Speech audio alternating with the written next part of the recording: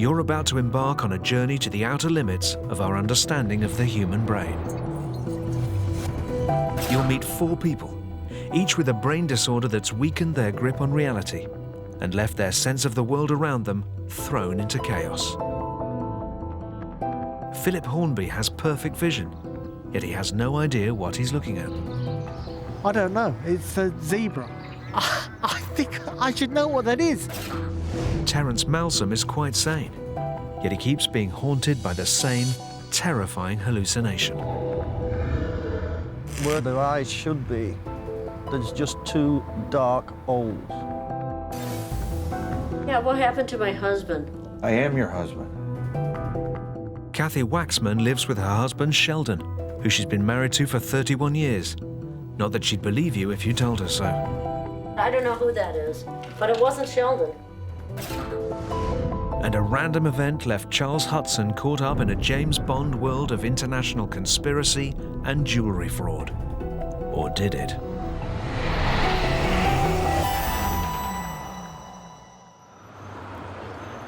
Our senses are under a constant assault from a barrage of information. And it's the job of our brains to try and make sense of our surroundings.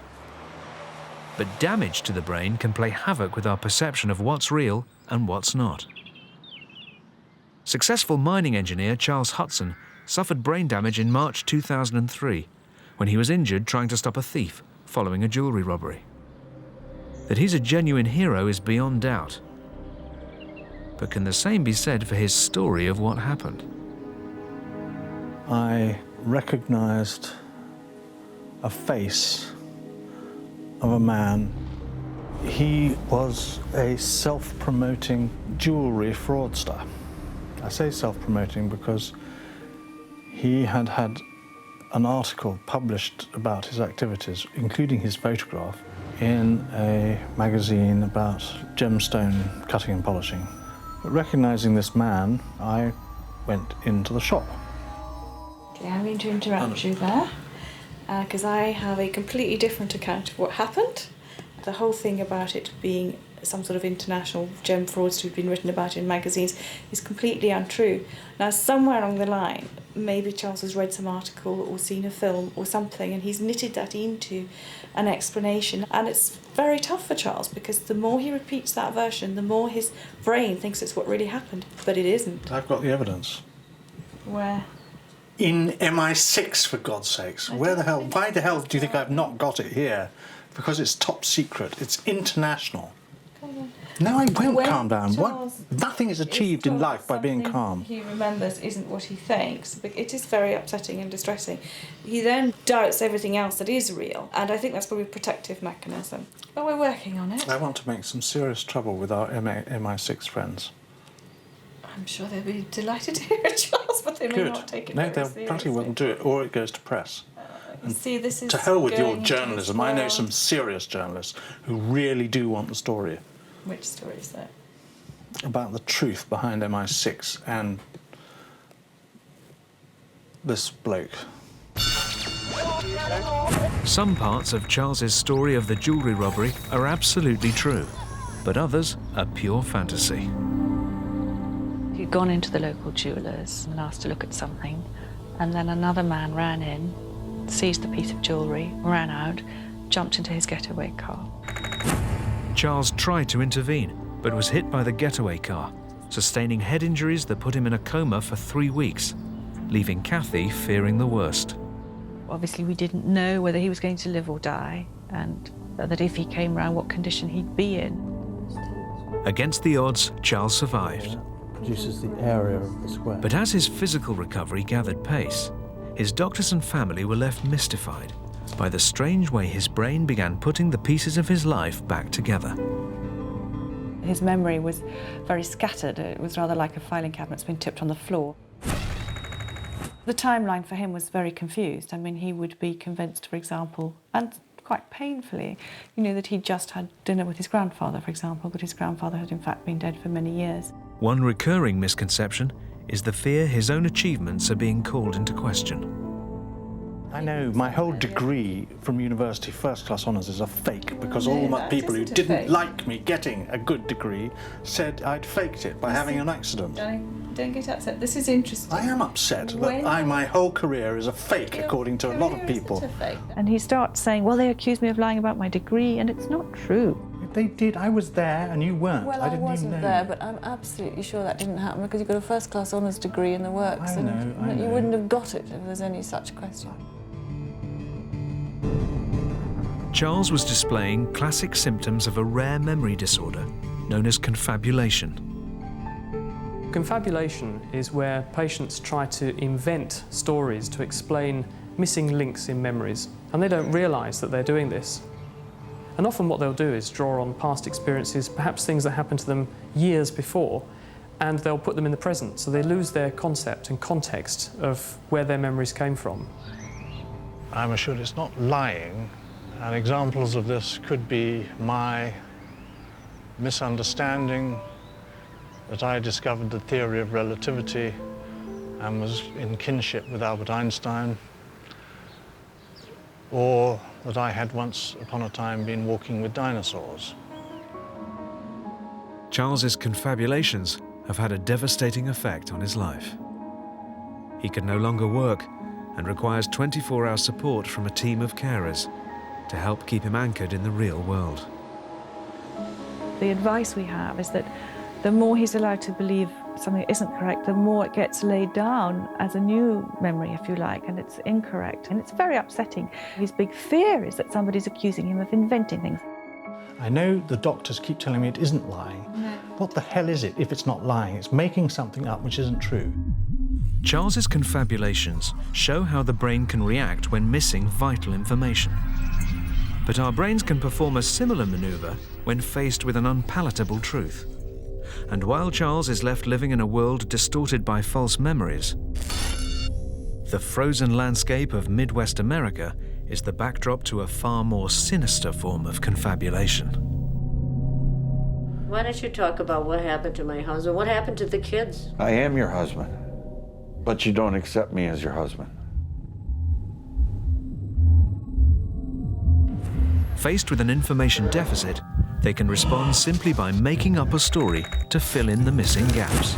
I know, my whole degree from university, first class honours, is a fake because all my people who didn't like me getting a good degree said I'd faked it by having an accident. But while Charles Hudson's brain injury left him living in a world of confabulation and false memories, the secluded town of South Haven, tucked away by the unforgiving frozen waters of Lake Michigan, is home to an altogether more disturbing kind of suspended reality. Get your ugly butt out of my house. I'm your husband, Sheldon. You're my husband, Sheldon. Get out of here. Who am I if I'm not? 67-year-old lawyer Sheldon Waxman is listening to a conversation he's just had with his wife, Kathy. Get out of my door, because if I did have a gun, at this moment I would kill you. Get out of here. As you heard, I'm not Sheldon. I'm somebody else to her. There's something about my face that that she sees that's changed. What happened to my husband? Why don't you talk about what happened to my husband? What happened to the kids? I am your husband, but you don't accept me as your husband. And what happened to the kids? You don't accept me as a friend.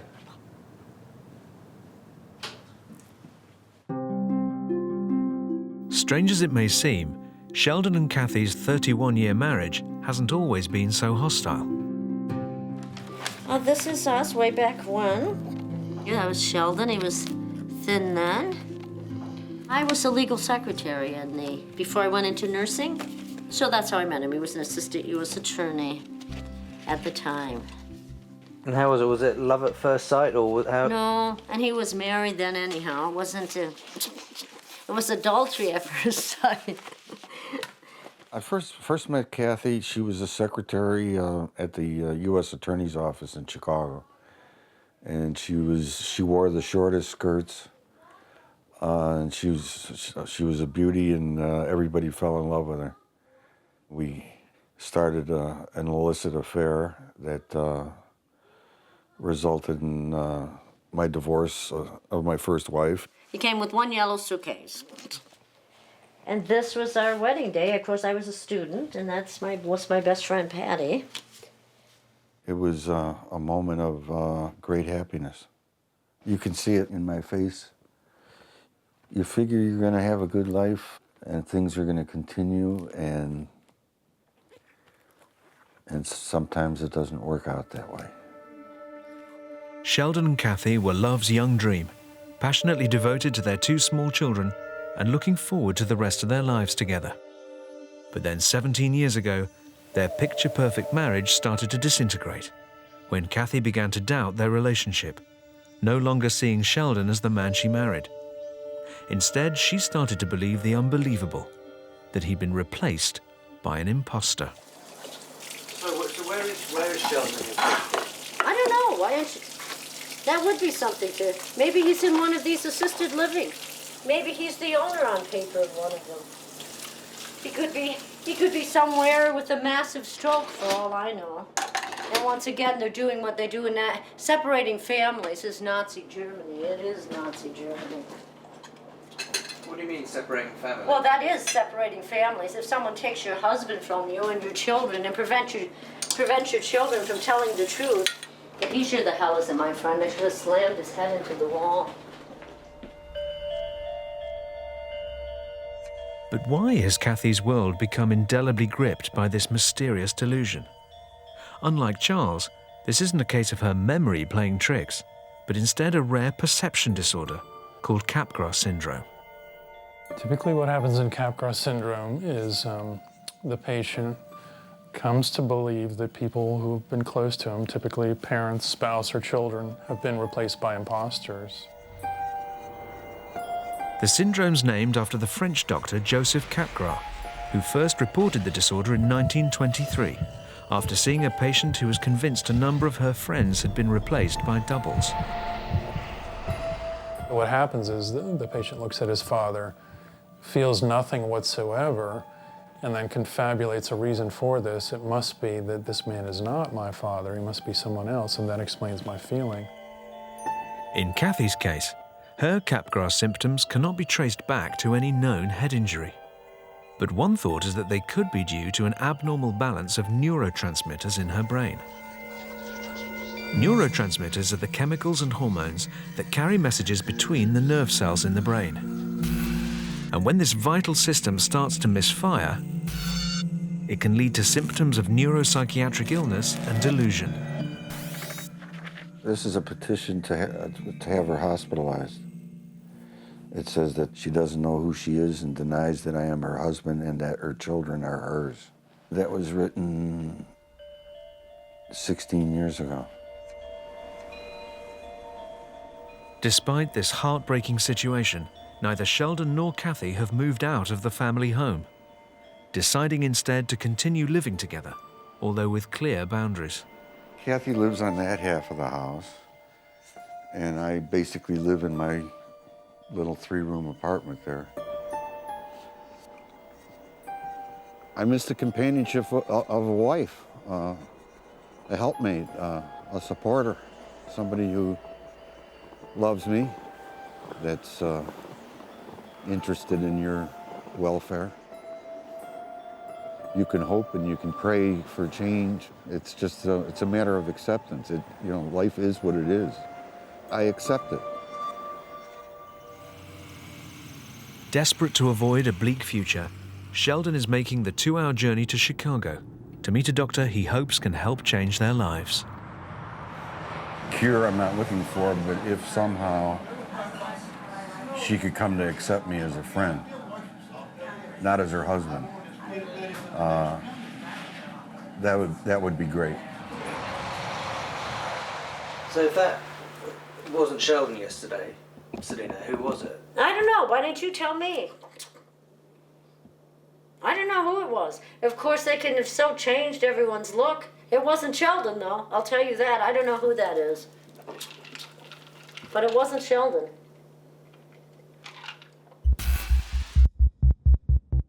brain disorders that leave the sufferer unable to distinguish between fact and fiction don't just apply to how we perceive our friends and loved ones. They can also affect how we see the world around us. Almost a third of our brain is devoted to vision, and when this fragile system is disrupted and starts misfiring, it can leave us stranded in the realms of the unreal.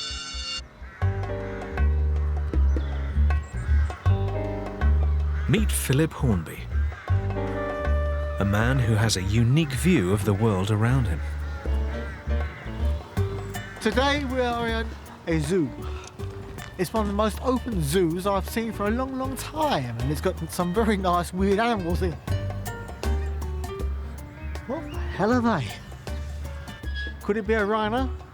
No, it's too slim. It's too slim to be a rhino. What is it? What do you think it is? I've got a clue. The head is the first thing that tells me what it is. I don't know. It's a tiger. It's a zebra. I think I should know what that is. Unbelievable as it seems, Philip has no problems with his vision and has normal intelligence. Yet he's left baffled by the simple task of naming animals that should be child's play. No, I can't tell you anything about these whatsoever, because that information's gone completely. Yeah. I can't really conceive how people cannot know what this animal is. Shall I tell you what it is? You can try, but I'll forget. This is a giraffe. Fuse with giraffe. Come on. Oh. So what lies behind this extremely rare condition?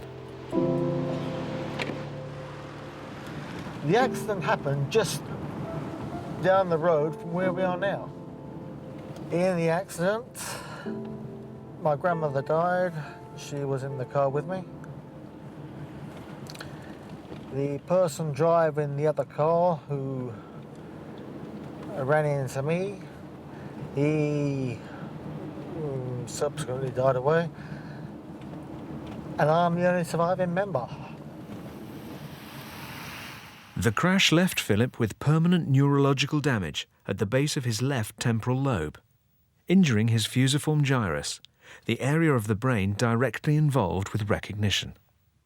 Philip has what we call a visual agnosia, which means that he has difficulty in interpreting what he sees.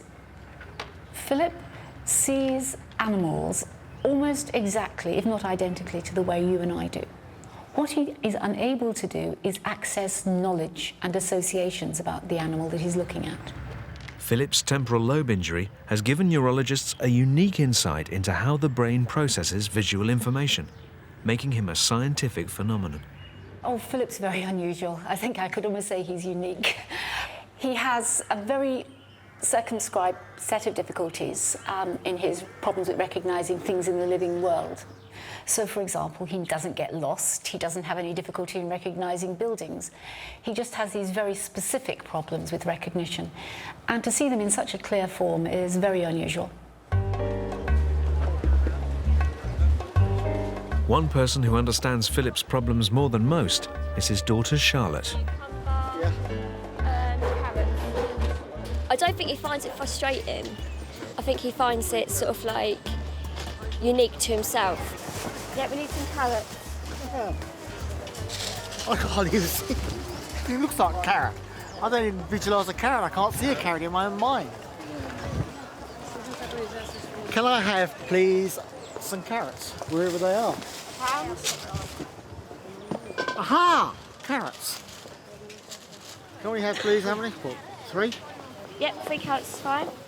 Philip's recognition problems go beyond the animal kingdom, stretching to anything in the living world. Can you find bananas? Bananas. Yep. Bananas, trees, Africa. Need a bunch of them. Long, Caribbean cut, they're long.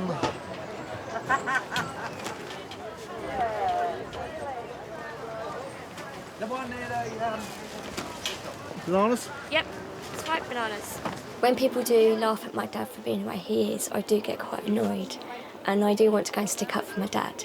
And sometimes I do go and say to people, you know, why are you doing that? When it comes down to fruit and vegetables, he simply just doesn't know what it is he's looking at. Philip's problems stem from his brain being unable to access stored information, leaving him feeling no emotional attachment to living objects, and making it impossible for him to identify what he's looking at. But while his non-recognition problems are irreversible, the misidentification syndrome suffered by Kathy Waxman may not be. Unable to feel any emotional attachment when she sees her husband, she has confabulated that the Sheldon she loves must have been replaced by a doppelganger. There have been 3 different men in that room over the years. There have been. That look very similar, and that's, you know, a good many cases are won or lost because someone misidentified another human being. Despite having sought the best medical advice, no doctor has managed to cure Kathy's delusions. But today, Sheldon is traveling to the University of Chicago to meet a man who has offered new hope. Dr. Morris Goldman is a specialist in neuropsychiatric disorders like Capgras syndrome, and although Kathy has never had a positive diagnosis, the signs seem clear to him. I'd like to see Sheldon again. Obviously, I'd be the best one to care for him. I was charge nurse in a teaching hospital. But he sure the hell isn't my friend. I should have slammed his head into the wall. This looks like Capgras. She doesn't know where he is. All she knows is that she is aware that he's been taken from her. Come in. Dr. Goldman's pioneering research has identified a possible breakthrough for Capgras sufferers, involving a hormone called oxytocin. You shouldn't be hopeless. There's been quite a bit of evidence now that oxytocin, which is one of the hormones that's involved in other mammals in mate selection, looks like it has similar effects in humans. Oxytocin is a neurotransmitter, a hormone that plays a crucial role in social recognition and bonding. Dr. Goldman is researching to see if Capgras sufferers given oxytocin respond by showing increased feelings of familiarity and trust. Yeah, so. Nice to meet you. Yeah, nice to meet you. While science may be on the verge of discovering a possible treatment for Kathy's delusions, that's only half the battle for Dr. Goldman, who's still got to persuade her to see him in the first place. She hasn't had anything, you know, in 5 or 6 years, and maybe now is a good time, especially with the doctor saying that as they get older, that you know, they might get appreciably better. If it is true, then it's something to work on. For Sheldon, it's the first glimmer of hope he's had in years, although he'll have his work cut out to persuade Kathy to meet Dr. Goldman. But while Kathy's world is consumed by her misidentification disorder, she's not the only person unable to recognize a familiar face. That is Hilda Ogden in Coronation Street.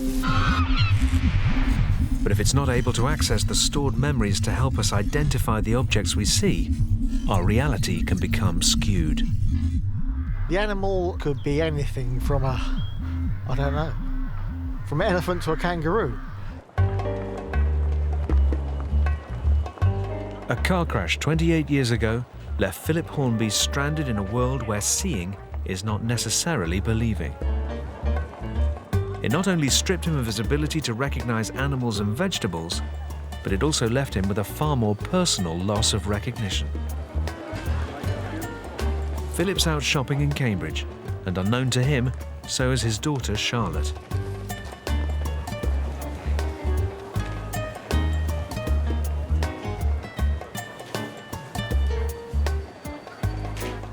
It's quite hurtful sometimes when he doesn't recognise me, because most dads recognise their own children.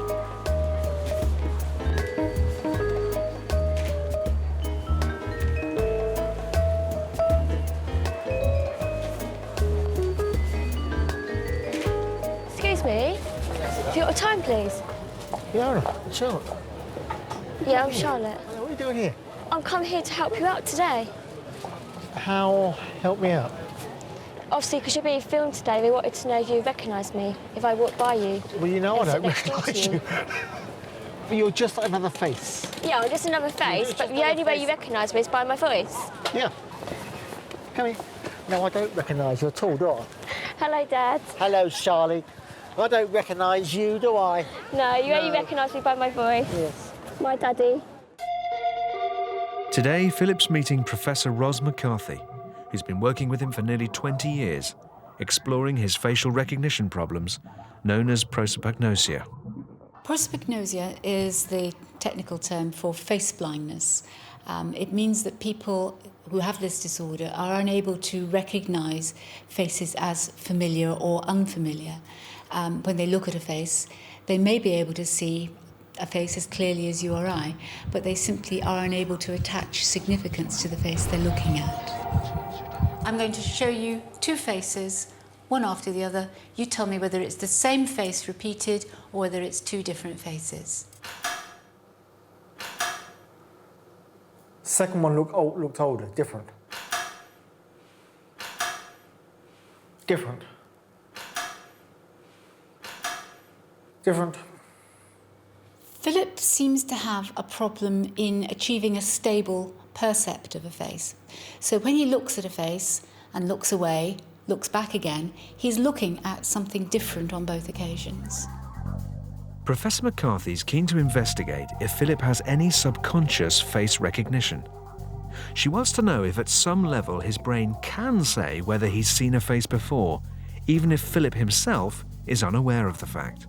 I'm going to be showing you some pictures of faces. What I'd like you to do is to rate the person on a scale from 0 to 3 as to whether they're familiar or not. So, how familiar is that face? 2. Okay. Have you any idea who it might be? 0. Well, he's had shell shock. I've got a clue. I think I recognise her. Okay. I can't name her, but I've seen the face somewhere. Ah. He is an ex-singer, and his wife was on the X Factor, and I can't think of his name. It's gone from me. Okay, let's try the next Everybody else knows, but I don't know. 0, 0, 0. I'll give that a 2 out of 3. Okay. I'm going to say that that is a well-known TV personality. The woman who used to play the part as Hilda Ogden in Coronation Street. A face tells you nothing about the person. The way a person speaks does. The way a person moves their eyes, it does. But a face is just a face. But what will he make of his own face? Yeah. It's not familiar and I don't like it. I'd give it a 0, 0. He can't recognise his own face, and you'd think that you've had multiple exposures to your own face, and so that's very striking.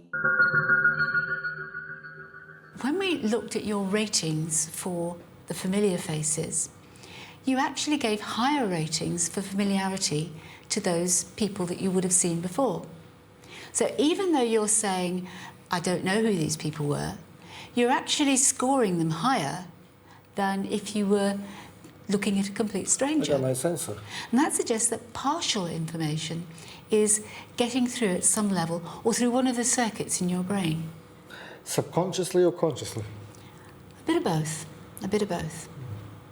The brain's a very complicated place. Despite having perfect sight, Philip's brain's unable to access the correct information to match and identify the living objects he sees in front of him. But if the brain is starved of visual information due to failing eyesight, it can instead fill in the blanks by creating a world that doesn't actually exist. I would see 2 snake bodies. And then it moved on to seeing what I call leprechauns. They had horrible laughing faces, big teeth, and they were sat in trees. This frightening neurological syndrome is largely hidden, buried away from the public consciousness, as most people prefer to suffer in silence with these bizarre visions, rather than admit they think they're going mad. The first one was, I thought there was somebody stood in the corner of the room looking at me. I was really scared. I mentioned it to the girl outside of me. I said, do you see these things? And she's saying to her friend, oh, she's going back here. Not many doctors even know this syndrome exists. My doctor is very nice, very forthright, and he said, well, I feel ashamed to think that I'm in ignorance as regards this syndrome. The condition doesn't just affect a handful of people. Remarkably, it's estimated up to 50,000 people in the UK are gripped by these haunting hallucinations. One such man is Terrence Malson. The most gruesome hallucination I've had, I call it the floating heads. Suddenly, from nowhere, a head and shoulders will appear, and the 3-4 times size of a normal human being, if you like. They're quite grotesque. They've no eyes. Where their eyes should be, there's just 2 dark holes. And they're literally just floating around in front of you. It is rather unnerving, quite frightening. Can you tell me if you can see my fingers here at all? I cannot see a thing. OK. Straight ahead for me. Terrence has been suffering from retinitis pigmentosa for nearly 30 years, a condition that's now left him virtually blind. Absolutely beautiful, just there. His eyesight recently deteriorated even further, a situation that coincided with the start of his hallucinations.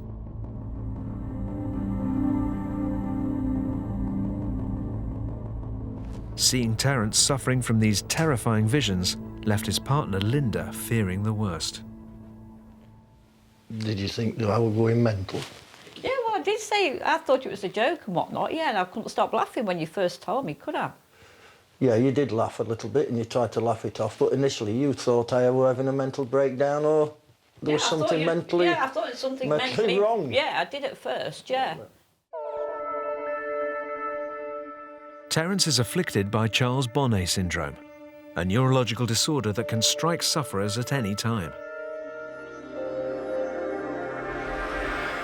Dr. Dominic Fitch has devoted his life to studying these hallucinations. Well, Charles Bonnet syndrome occurs because of visual loss, and there's a critical threshold that you have to reach before you start to have hallucinations. The type of hallucination that you have is entirely defined by where in your brain these spontaneous activations are occurring.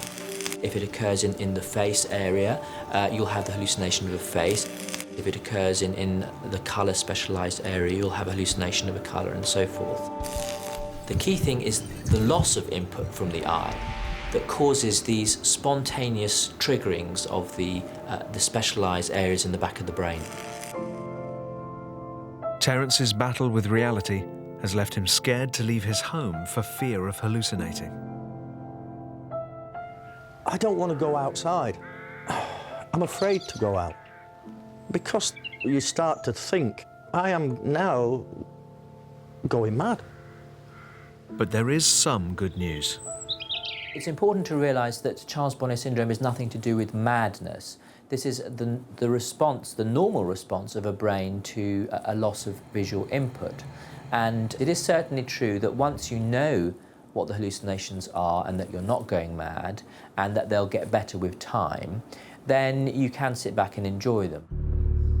While these hallucinations are the temporary result of tricks the brain plays on itself to fill in missing visual information, delusional disorders like Capgras syndrome instead leave a longer-lasting distortion of reality. Kathy Waxman firmly believes her husband Sheldon has been replaced by an impostor.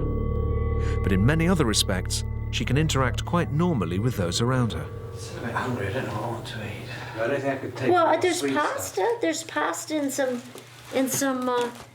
Well, you had pasta last night, though. Very surprised that she's gotten along with you, the camera crew, as well as she has. Would you mind if I... Pasta? Yeah. You want the pasta? Of course, I said you'd have the pasta. So, yeah, something... You want a salad too?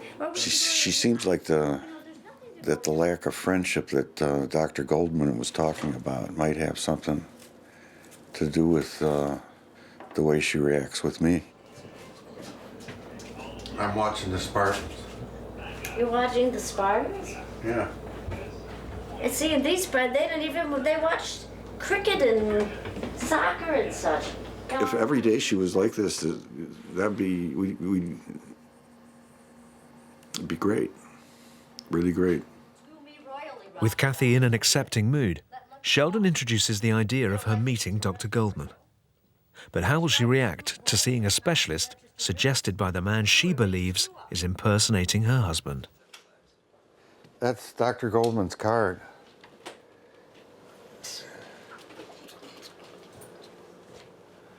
Yeah, she's been ripping up. It says he does something with oxytocin. I don't even know what it is.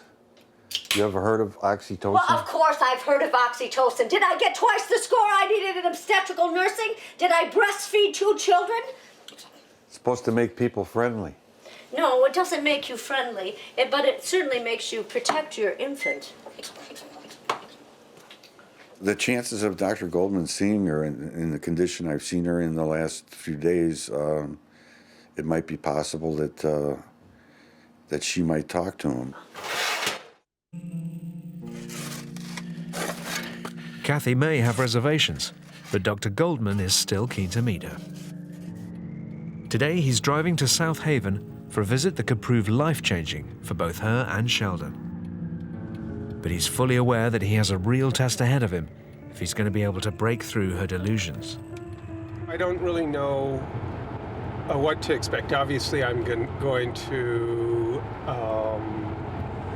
anticipate that she'll be checking me out and will be appropriately suspicious of what the heck I'm doing in her home. Today could be of monumental importance if she accepts that she's in need of help. Kathy? But how will Kathy react to Dr. Goldman's arrival?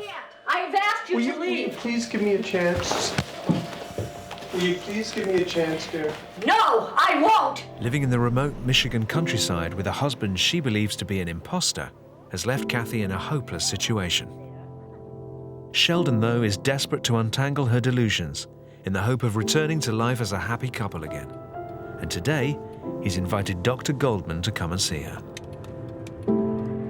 There's a possibility that she may react immediately and go in and slam her door shut in her bedroom. If that happens, it would happen within 30 seconds or a minute at the most. Kathy's rejected all previous offers of help and hasn't seen a doctor in 6 years.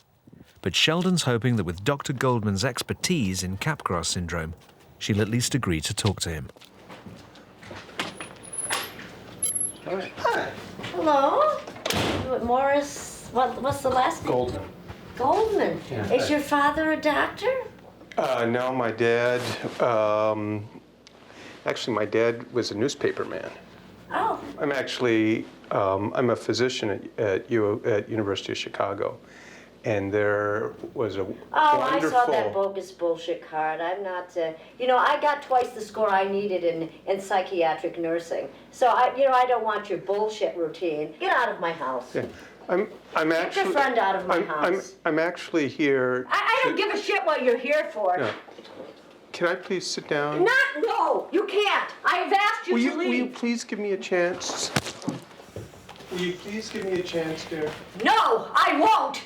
Despite Kathy's hostility towards Dr. Goldman, she hasn't retreated to her bedroom as Sheldon feared. I've I've told you, you're treating me in a condescending way, and I'm not putting up with it. I was a very real nurse. I had a very real woman's life. I understand also you know an awful lot about oxytocin, which I was quite impressed with. Get out of my house. I was a breastfeeding mother. Anyone that's been a breastfeeding mother knows about oxytocin or that's had a pregnancy. Well, what I was going to say was my hope would be maybe you could be a nurse again, because I do think you're very intelligent, and I mean that. Well, obviously I'm very intelligent. You're not of any use to me. I think I might Get out of here. be able... Get out of here. I think I might be able to make you feel more hopeful that things could get... You know, I'm not going to talk to you. I don't want anything to do with you. I've asked you to leave, and that's what you do when someone asks you to leave. You go.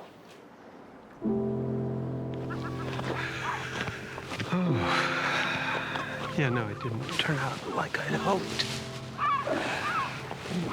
Maybe it turned out a little bit more like you expected, but certainly not like I'd hoped. I played all the cards that I thought I could play in terms of the her intelligence, her professional work. Everything I said made her either more suspicious or made her actually feel like I was in some way attacking her. Yeah. Once she explodes, there's no calming her down. Yeah. Dr. Goldman knows it's a long road ahead, but he's hopeful that he can make progress with Kathy in the future. You know, you suggested that I try calling her, and I will try calling, and you don't know whether, you know, a little bit of headway may have been made, and maybe she'll realize that she can not have to restrict her world so much. I mean, that was where I was hoping to not necessarily get at today, but where I'd like to get at it, you know, with her if I could establish some sort of professional relationship.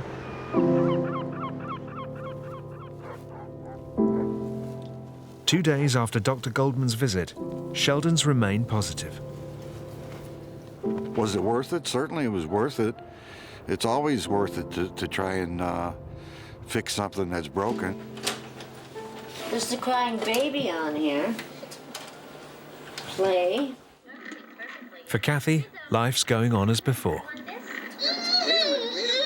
I didn't have a big nose, and someone's altered this film. Yes, they have.